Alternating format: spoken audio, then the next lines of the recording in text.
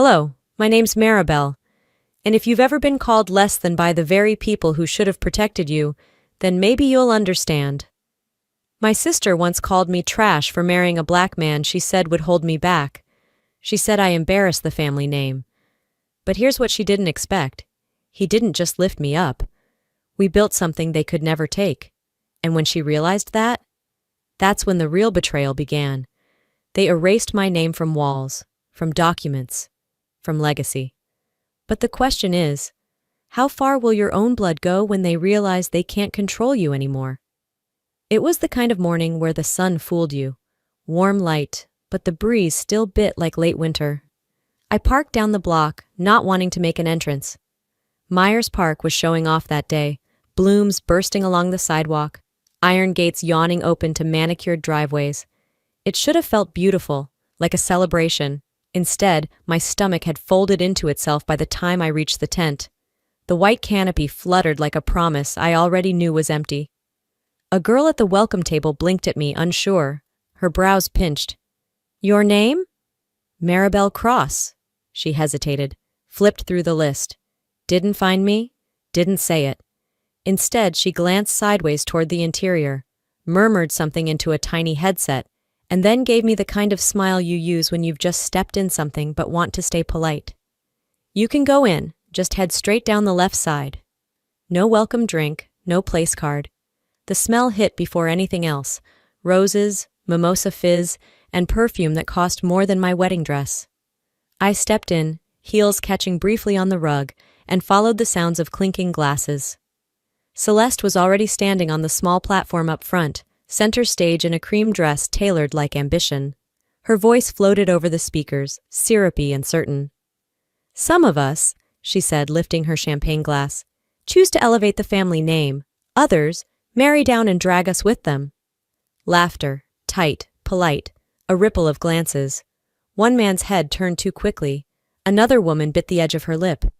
No one said my name, but everyone looked at me. I stood frozen for a second before finding the table they had saved for me, if you could call it that. It was tucked so close to the portable restrooms, I could hear the hum of the generator. The place setting had no name, just a napkin and a chipped glass. Even the children's table had printed cards and glitter pens. I sat anyway. Dad didn't look my way. Mom's mouth twitched when our eyes met, but she turned quickly back to her flute. Celeste's voice dipped into some anecdote about Sterling's promotion and their upcoming startup gala. "A real legacy builder," she emphasized without looking in my direction. Legacy. That word again. Like love needed a resume. I stared down at my water glass and pretended to scroll through my phone. Texts from Orion sat unopened, patient as always. The memory came sharp and fast. Our first dinner with my parents. The way Mom's smile thinned when she saw his hands, calloused from building something real. The way Dad leaned back and asked, "So, Orion, is that sales or sanitation?" I had laughed it off. Orion had too, but I remembered how his jaw flexed when we got back in the car, how he didn't turn on the radio like he usually did. Back in the present, the clatter of cutlery brought me out of the memory. I pushed back my chair and walked toward the restroom, needing air but settling for silence. As I passed a group by the champagne fountain, I caught a low voice behind me. "Oh, that's her husband? I thought he was staff." The words didn't hit like a slap. They hit like a bruise already forming. I stayed in the bathroom longer than necessary, letting the fan drown out the sound of my pulse. When I finally walked out, dessert was being served. Tiny cakes balanced on gold plates I had helped pay for. No one noticed me leave. Outside, the wind had picked up. Orion stood by the car, leaning casually against the door, tie loosened but still knotted, like he hadn't quite given up on being taken seriously. "I didn't want to make it worse," he said quietly. "You didn't," I answered, sliding into the passenger seat. I held a linen napkin in my hand, embroidered but wrinkled, discarded by someone who probably never even used it.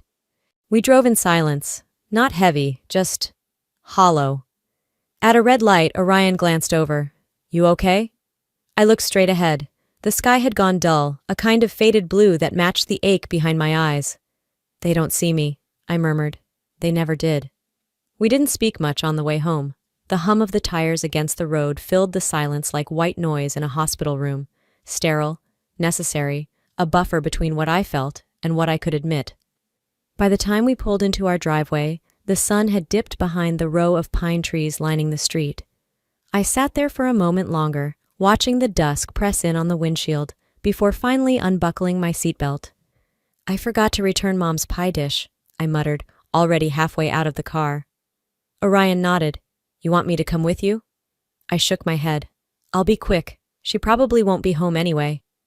I walked the short distance to my parents' house, only 3 doors down, and let myself in with the spare key they never asked me to return. It felt odd, entering so quietly, but I'd done it my whole life. I didn't need permission back then. Funny how things shift while the furniture stays in the same place. The house was dim, but not dark. A single lamp in the hallway glowed amber against the floral wallpaper. I carried the pie dish with both hands, careful not to make noise. It was almost meditative, until I looked up. The family wall had changed. There used to be a haphazard mix of photos: school portraits, beach snapshots, some Christmas card rejects. Now it was pristine, curated. Like someone hired a designer with a vendetta. Celeste and her fiancé had 4 different frames. One of them was a blown-up black and white shot from their engagement shoot. Her nephew had a baby collage. There was even a vintage photo of my great-uncle Herb on his tractor, recently reframed in bronze. But there was nothing of me. No wedding photo, not even one of those childhood pictures in the oversized graduation gown. Nothing. I took a step closer. Maybe they'd moved it to another wall. Maybe there was a reason, but deep down, I already knew. I placed the pie dish on the entry table and reached out, fingers brushing the edge of Celeste's portrait. The glass was spotless. Behind it, her smile stretched wide, confident, loved. And me? I'd been wiped out with a fresh coat of paint and a few thoughtful lighting choices. "They erased me," I whispered, my breath catching, "with lighting and drywall." I didn't cry.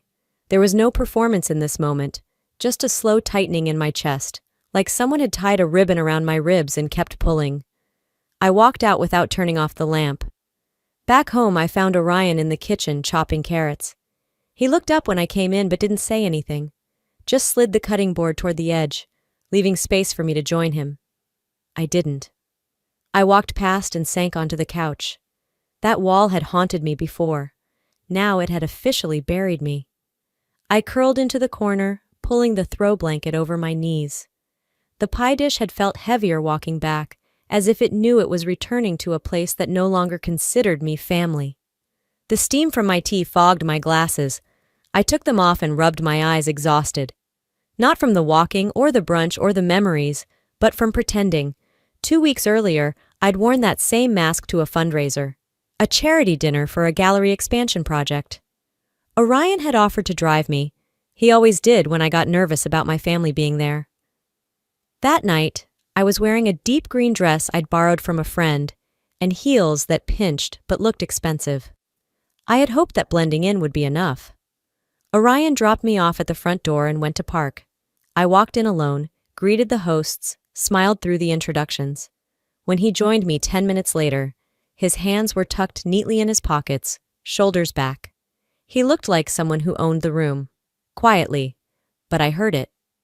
As he passed a table of my mother's friends, one of them leaned toward the other and said, just loud enough to pierce the hum of music, "Sweet of him to volunteer.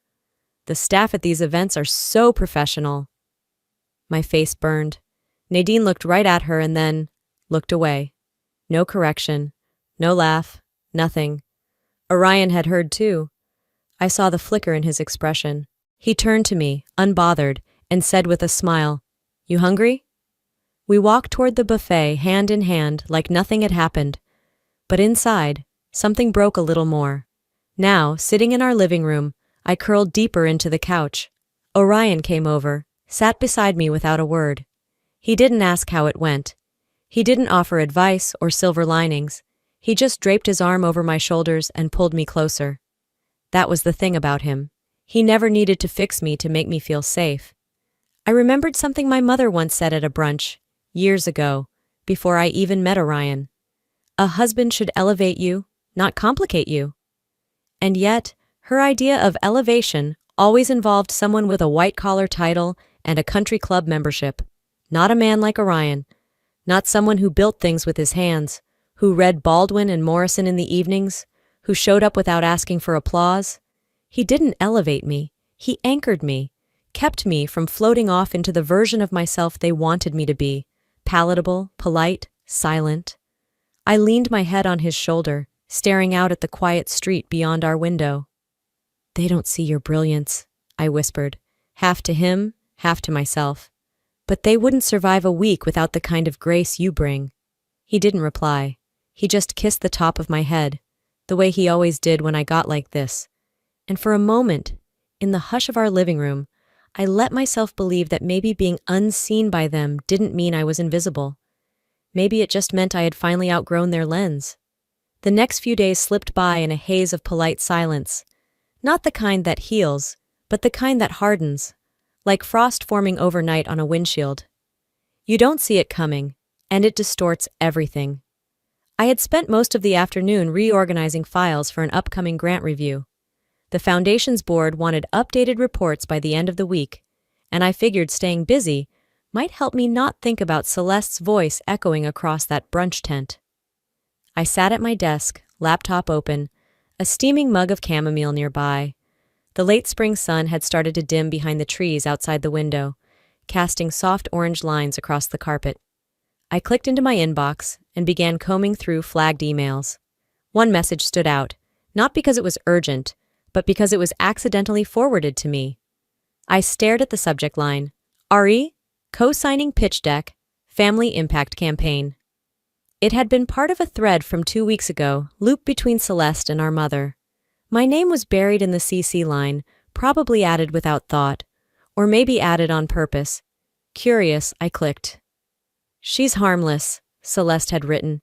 "Just decorative, like a glass paperweight. Let her co-sign and smile pretty. That's her comfort zone." I blinked, once, twice, then again. There was no response from my mother in the email. No disagreement, no correction. "No, that's not fair, Celeste." Just silence. I didn't react right away. Didn't throw anything. Didn't cry. My stomach didn't even drop. There was something worse than outrage. Something colder. Clarity. I whispered to myself, and here I was, still hoping they meant well. The air in the room felt heavier, not hot, not cold, just weighted, like I'd been holding my breath and didn't know it. I didn't delete the email. I didn't even close it. Instead, I opened a new folder inside my personal drive and labeled it with all the precision of someone who's been through this before. Reminders. Do not forget what they said. I dragged the message in and let it sit there, glowing like a wound under glass. That was the first time in years I stopped trying to make excuses for them. No more, "She didn't mean it like that," or "Mom's just tired," or "It's not about race, it's just generational." No more bending to keep the peace in a war that had been declared on me years ago. I closed my laptop and went to the kitchen, poured myself a glass of water. My hand shook, just slightly. Not from sadness, from restraint. The sky had dimmed further, a soft blue-gray now. Evening was settling in. I walked back to my desk and opened Orion's old pitch presentation, the one he had drafted late into the night. The one we'd co-built from scratch over coffee and arguments and heart. The same file Celeste had rebranded under her name last quarter when a gallery board was looking for fresh perspectives. They had eaten it up, of course. She wore it well, polished, blonde, easy to praise, but she hadn't written a single line of it. I traced my finger over the file name. Hartley Vision 2024.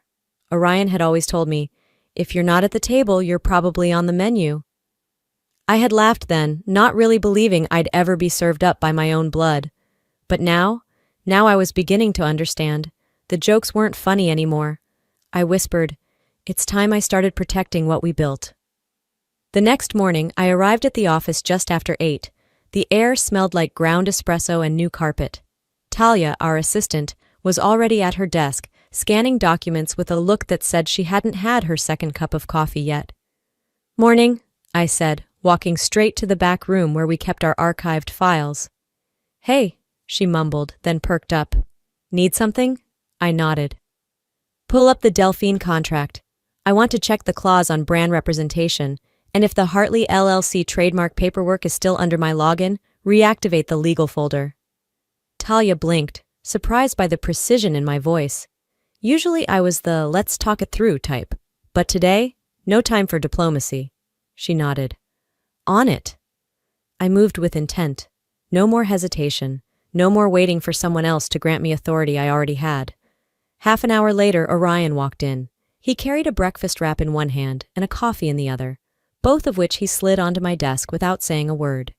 He looked at me for a moment, my posture, my eyes, my open files, and simply asked, "You ready?" I gave him a nod.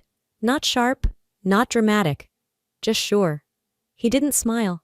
He didn't need to. We both knew. Something had shifted. I wasn't seeking validation anymore. I wasn't trying to be included. I was reclaiming what had always been mine. No more glass paperweight. By the time Friday crept in, something inside me had crystallized, cool, solid, and razor-edged. I wasn't pacing anymore. I wasn't rereading old emails or wondering if maybe, just maybe, I had misunderstood. That era of doubt had closed like a vault. It started the day before, around mid-morning. I was sitting in my office upstairs at the gallery, going through invoices for an upcoming installation, when an email pinged into my inbox. Subject line, excited for the launch of the Winthrop Ecoline preview event, details enclosed. I remember blinking at the header for a second, not even registering the sender.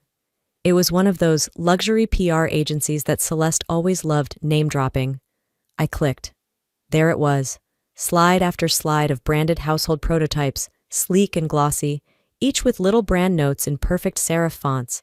But one slide, my stomach turned. The product was nearly identical to the first design Orion sketched 3 years ago. Dual compartments, the slanted pour lip. Even the measurements were the same. No mistaking it. They hadn't even bothered to tweak it. She didn't just steal the design. She stole the blueprint of our first breakthrough and claimed it like an old family recipe. I didn't gasp. I didn't scream. I just stared. And then I said it aloud, flat and clear. She really did it. She took our future and called it hers. The betrayal didn't sting like before. It burned slow, controlled, contained, purposeful. That night, after closing the gallery, I stopped by the house before heading home. Orion was still downtown finishing a client session, so I made tea, kicked off my shoes, and pulled up my old Google Drive on the desktop. The archive folder was still there, Hartley Design Archive. I'd never had the heart to delete it, even after we pivoted to consulting work. Inside were photos of Orion hunched over our old kitchen island, drawings scanned from napkins, time-stamped documents, and a few messy voice memos where I was ranting about materials cost. Our beginning lived in that folder. Slide by slide, image by image, I aligned her PR slides next to our originals. Identical. I opened another folder, our LLC filings. Hartley Consulting, dormant, yes, but very much alive. Our legal shell. The name I'd quietly maintained in case we ever circled back to product again. I took a deep breath. Then I opened a blank document and titled it, Cease and Desist. By the time Orion got home, I was halfway through the formal draft and outlining the request to pause Delphine Gallery's branding campaign. The proof was undeniable. The motive was clear. And I wasn't going to let them bulldoze what we built just because I'd been raised to keep the peace. The next morning, I got dressed in a tailored navy suit, not because I had to, but because I needed to feel every inch of my authority. I drove downtown and met with a legal advisor I'd worked with before. His name was Greg, a soft-spoken man who always seemed to weigh every sentence before speaking.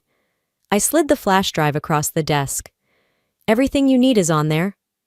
He reviewed the contents quietly. Halfway through, he looked up and said, "You don't have to crush them, you know." I gave a small smile.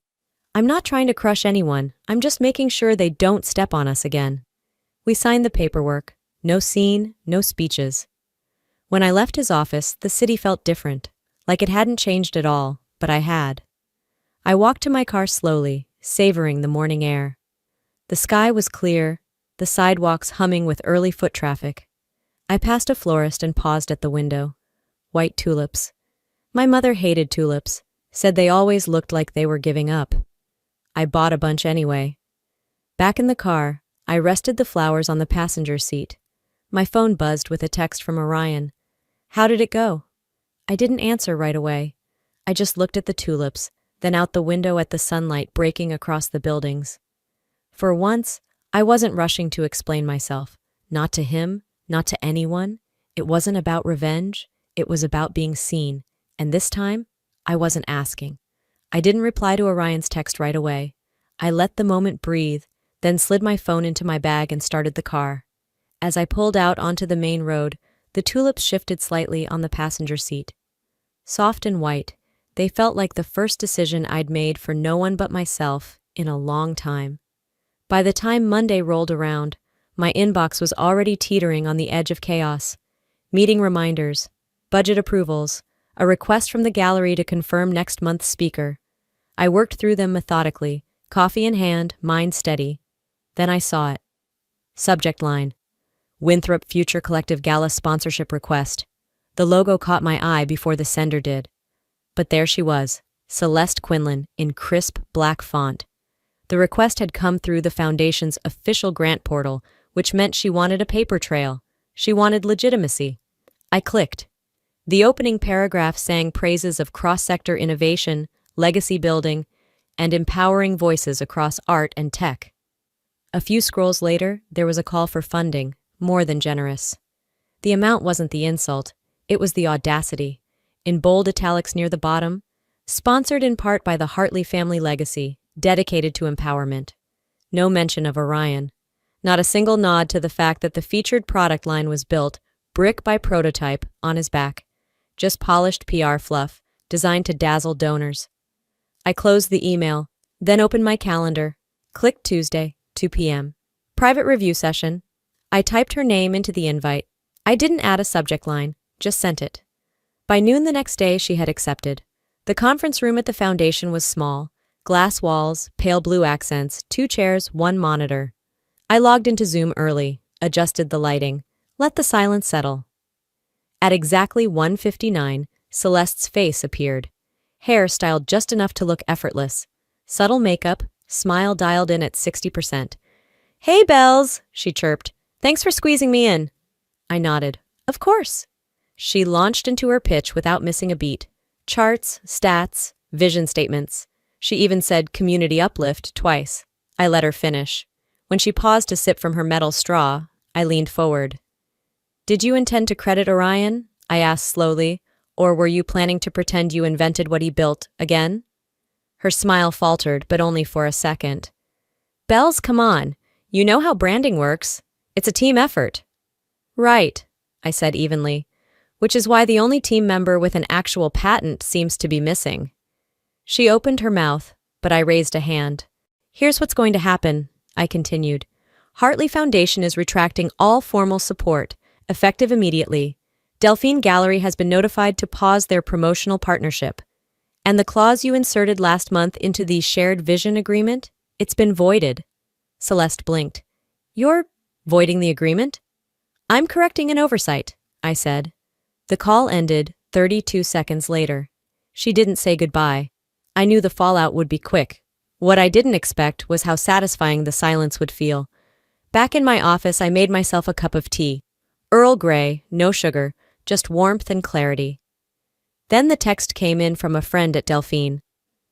"Just saw your name pulled from the gala banner. Everything okay?" I typed, "Better than okay."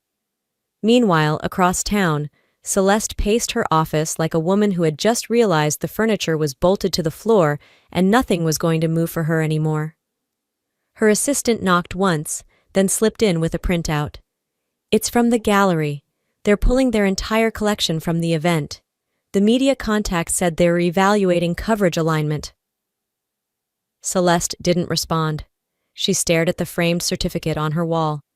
Top 40 under 40. It suddenly looked smaller. She dropped her tablet onto the desk, the sound sharp and hollow. Because for the first time, she couldn't spin this. Not with a post, not with a phone call, not even with a favor, and I wasn't done yet. The day after the gallery fallout, I kept my routine tight, clean, deliberate. morning tea, inbox review, a scheduled walkthrough of our new installation room. But something felt off, like the air around me had learned to flinch. I couldn't place it until my assistant, Clara, burst through the side entrance around 6 p.m., eyes wide, phone in hand. "Maribel, you need to see this." She handed me the phone without another word. The screen was already open to a tab, one of those pop culture, Business Insider sites that masks venom behind pastel font and shallow smiles. The headline hit like a brick. "Silent co-founder or silent saboteur, internal turmoil at Winthrop Collective." I scrolled. There were sources close to the family, conveniently unnamed, claiming that I had tried to block my sister's campaign because of creative differences rooted in envy. One paragraph alleged I'd misused foundation funds, despite zero access to that level of finance control in the joint venture. But it was the final line that stopped my breath. Even her husband's past couldn't save her from falling behind, though some say that past should have disqualified him to begin with. There it was, clear as day, dressed in ambiguity. A public knife slipped under the ribs with just enough plausible deniability to skate past legal repercussions. But not personal ones. Not for Orion. I stared at the screen, motionless. Clara said quietly, "Do you want me to start flagging this with PR?" I shook my head. "Close the door behind you." She left, and I stood there in the center of my own gallery, hands shaking, not from fear, not even from anger, but from something deeper, a tremor of something I had buried long ago, because I knew that detail. I knew it better than anyone. Orion had told me on our third real date, when he still wore his nervousness like a badge of honor. Juvenile charge, wrong crowd, sealed record. He looked me in the eye and said, "If that makes you leave, I get it. I'd rather you know." I hadn't left. But Celeste had gone there anyway, dragged a wound into the light not to understand it, but to weaponize it. By the time I walked through our front door that night, I had already deleted the article from my browser history. Didn't matter. It was burned into my memory. I found Orion in the kitchen, rinsing out a mug. He glanced over, saw my face, and didn't need to ask. "I saw it," he said softly. I leaned against the counter, arms folded. "I want to go over there. I want to rip her name off the front of every partnership we ever inked." He dried his hands with slow precision. "That's what they want. They want rage on the record. You go at them loud, and suddenly, you're the irrational one." I didn't respond right away. Instead, I grabbed a pen from the drawer, pulled the back of a grocery list, and scribbled 2 lines in my neatest print. "If they touch him again, I don't just play fair, I play final." I folded the note and slid it into my journal. Orion reached over and covered my hand with his. "You don't owe me anything," he murmured. "I should have told you it might still follow me." "No," I replied. "You thought you'd finally been allowed to move forward. That's not a crime." Later that night, while he slept, I opened my laptop and scheduled a virtual meeting for 8 a.m. with our legal team. I didn't pace, I didn't hesitate, I just moved. The next morning came clear and steady. The login screen blinked on. 4 small windows filled with the faces of our firm's legal advisors flickered to life. "Morning, Maribel," said Diane, the lead counsel. "We saw the article. Damage control?" I nodded. 3 moves. First, we prepare a formal statement and request immediate removal of defamatory language. Second, I want you to anonymously leak an internal memo showing that Celeste redirected donated gallery pieces to her personal collectors list. There was a silence. "That's big," one of them said. "Do we want to light this match?" I didn't flinch. "I'm not here to ignite. I'm here to identify the person holding the gas can." "And third?" Diane asked. "We file for independent trademark protection. Hartley and Orion Holdings. My name, our product. It never should have been tied to them in the first place." One of the interns on the call muttered something under his breath. Something like, "Damn." I smiled, just barely. "You're all paid well," I said. "It's time to work like it." The call ended just before 9. I stood from my chair and stretched, letting the weight of it roll down my spine and out of my fingertips. Outside, the trees whispered in the wind like they knew a storm was coming. But this time, I was the one bringing it. They wanted to use his past to shame us. Instead, they signed their future away. It started like any quiet Saturday. Low jazz played through the gallery's ceiling speakers, and the soft hum of conversation filled the air as guests moved from canvas to sculpture, murmuring compliments and impressions. We weren't expecting press coverage today, just collectors, a few local artists, and some donors who preferred their art like their conversations, selective and unhurried. I was near the back, adjusting the lighting on a new mixed-media piece Orion had helped mount the night before, when the front doors banged open hard enough to rattle the glass. The music didn't stop, but the energy in the room did. Everyone felt it. Celeste walked in like she owned the place, sunglasses still on, Louboutin heels clicking against the concrete floor, blazer crisp enough to slice through the tension she brought with her. I didn't move. I didn't need to. She was already headed my way. She didn't stop until she was inches from my face, her voice low and sharp enough to cut glass. "You really thought leaking that would make you look noble?" I didn't blink. "No, I thought it might remind you who you used to be, before the branding deals and empty applause." She smiled, but it didn't touch her eyes. "Still playing martyr, huh? Still pretending this is about justice and not jealousy?" Guests slowed their steps, casually pretending to study the nearest piece. I caught sight of a familiar face by the sculpture room, Marcus Langley, a journalist from Art and Culture Monthly. I'd invited him weeks ago. He wasn't taking notes. Yet. Celeste leaned in slightly. "You've always hated that I was chosen first, for everything." I didn't raise my voice. I just met her eyes. "No, I hated that you lied with affection while stealing what I built." Her smile cracked. "Oh, please, you act like you're some unsung genius. We all know who carried the image of this family." I took a breath. Slow, steady. "And we all know who polished the mask so hard she forgot there was a face underneath it." That did it. She stepped back and raised her voice just enough to be heard. "You know how hard Mom worked for our reputation? You think she'd approve of the way you're airing dirty laundry?" Now the crowd was fully pretending not to watch, but they were. Marcus's phone was out, not raised, just held loosely at his side, the camera light dim but blinking. I said softer this time. "Mom worked hard to build a name. You just painted yours over mine." Celeste's hand balled at her side. "Whatever respect they had for you, it's gone now." I didn't look away. "Respect that's bought isn't worth the receipt?" She didn't respond. She turned on her heel and strode out, sunglasses never leaving her face. I watched her disappear into the sunlight, the door swinging shut behind her like punctuation. Silence lingered. Then the click of shoes approached. Marcus. He gave me a small nod, eyes cautious but curious. "You want to go on record?" he asked. "Or should I just quote the art?" I looked around at the pieces lining the walls. Some mine, some Orion's, all honest. "Quote the art," I said. "That's where the truth lives." He gave a knowing smile and moved on. I stayed put. No need to chase clarity when it had already arrived. Monday morning started with a breeze that carried the scent of magnolia and the quiet hum of a new beginning.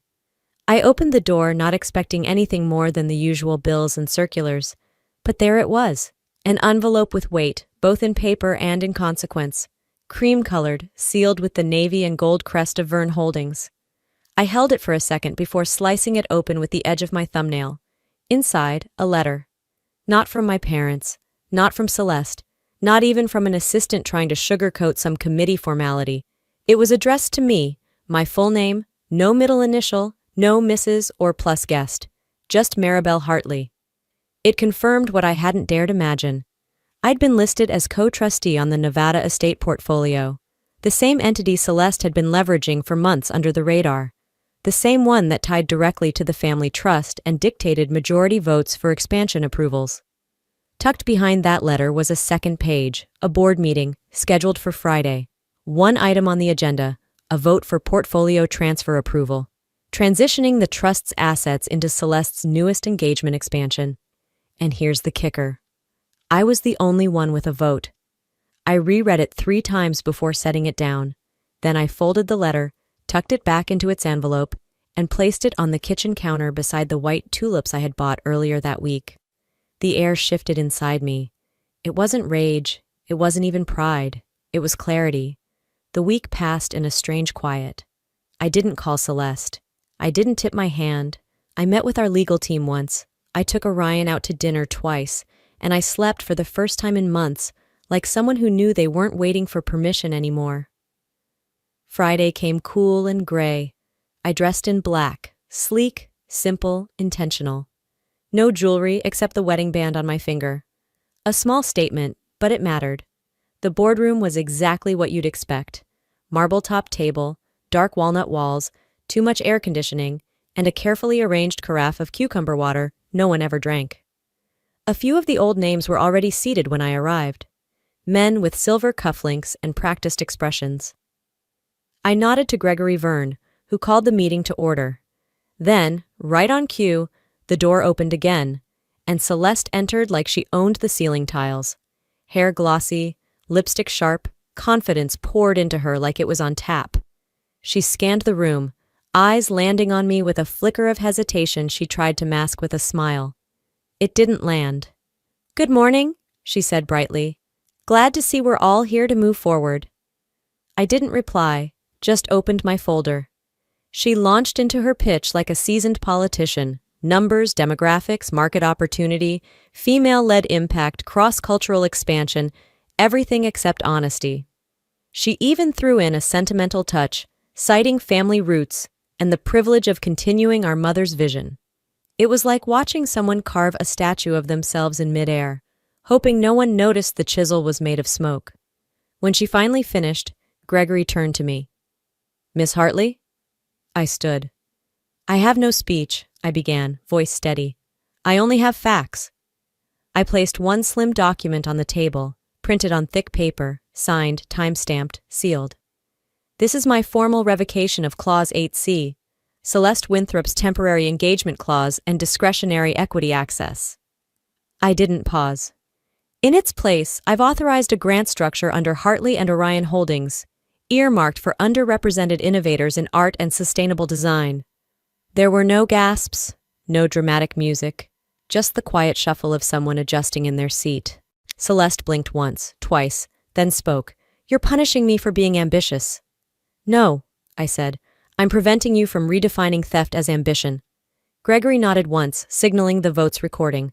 The gavel clicked down, motion denied, transition blocked, access revoked. The moment was clean, final, no screaming, no chairs thrown. But something seismic had shifted, and we all knew it. In the hallway outside, the tension still clung to the walls like humidity. Celeste caught up to me near the elevator. "You think this makes you a hero?" she hissed. I turned toward her, calm. "No, I think it makes me the adult in the room." She narrowed her eyes. "You destroyed me." I didn't flinch. "No, you built this version of yourself with bricks made of borrowed credit and misused trust. I just stopped pretending it was architecture." For a moment, the pain in her face slipped past the pride, but only for a moment. I pressed the elevator button and stepped inside. "Whatever you think you've won?" "I haven't won anything," I cut in. "I've just stopped losing." The doors closed before she could say another word. Back at home, Orion was in the kitchen, chopping herbs like he had no idea the ground just shifted beneath us. I didn't interrupt him. I just poured myself a glass of water and stared out the window as the wind moved through the trees. There was no applause waiting for me, no streamers, no champagne, just stillness. And for the first time, it didn't feel empty. It felt earned. The next few days drifted by in a rhythm I didn't try to control. The emails could wait. The calls could go unanswered. For the first time in years, I wasn't chasing, wasn't proving. I was just living. Early Saturday morning, I stepped into the gallery before sunrise. The security lights still cast long shadows across the marble floor. The scent of lavender and lemon oil filled the air again, same blend we used the day we opened. Back then, I thought it would make the place feel fresh. Now, it smelled like resolve. I moved from wall to wall, checking placements, adjusting frames, smoothing labels. There was no exhibit launch, no board visit. Just me, alone with the work, mine and Orion's. No one breathing down our necks. No one telling us what was marketable or on-brand. At the far end of the space, I unwrapped a small photo and hung it quietly. It wasn't glamorous, just the two of us, barefoot, sitting on a paint-streaked floor years ago, laughing like the world was only big enough for joy. No plaque, no spotlight, just truth, framed without performance. I stepped back, looked at it for a long moment. This wasn't a monument, it was a memory, kept alive not because someone demanded it, but because we earned it. Later that morning, upstairs in my bedroom, I pulled open the top drawer of my desk and slid out a sealed envelope. The paper was thick, cream-colored, slightly curled at the edges from being handled too often. My handwriting across the front was neat but tight. To Celeste. I opened it, read the words one last time. You broke me, then blamed me for the cracks, but I rebuilt without asking for your glue. I folded the letter back, returned it to the drawer, and closed it slowly. That chapter was done. Not because she apologized, she never would, but because I no longer needed the apology. I wasn't trying to hand her guilt or hold her shame. I was done translating pain into invitations. Downstairs, the small television near the coffee station played quietly in the background. A local broadcast covered the Vern Holdings Gala. I didn't watch until I heard the name, Celeste's name, conspicuously absent. The anchor read the official press note. The board acknowledges a shift in leadership vision and values. Future campaigns will reflect that change. They didn't have to name her. The omission was the message. I turned the volume down and turned the lights up, letting the morning fully claim the space. Orion showed up not long after with 2 mugs of tea. He didn't knock, he just stepped in like always and handed me mine, still steaming. We walked out back and settled on the bench by the garden.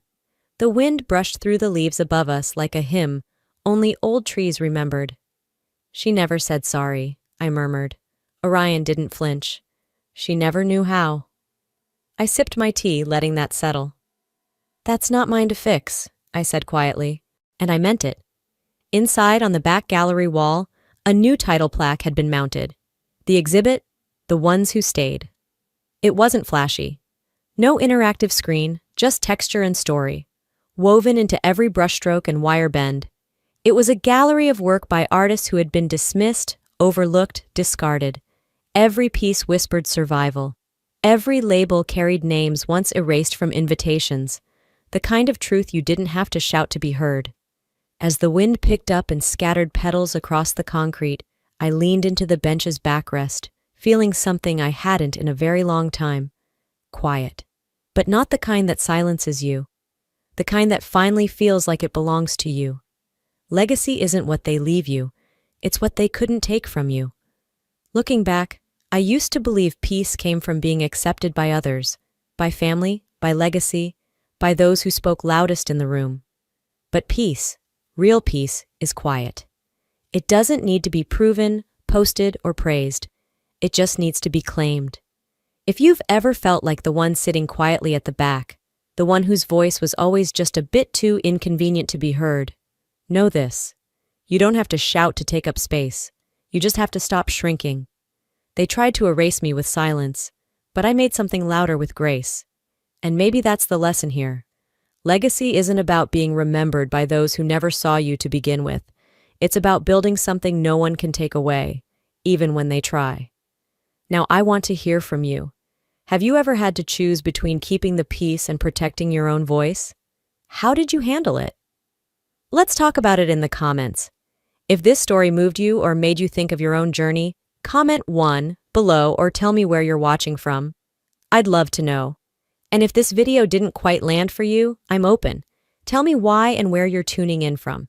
This space is for real stories, real hearts. And if you'd like to follow more stories like this, stories about family, truth, resilience, and reclaiming your voice, go ahead and subscribe to this channel. Just one click, and you'll never miss what comes next. Until then, take care of yourself. Your peace is worth protecting.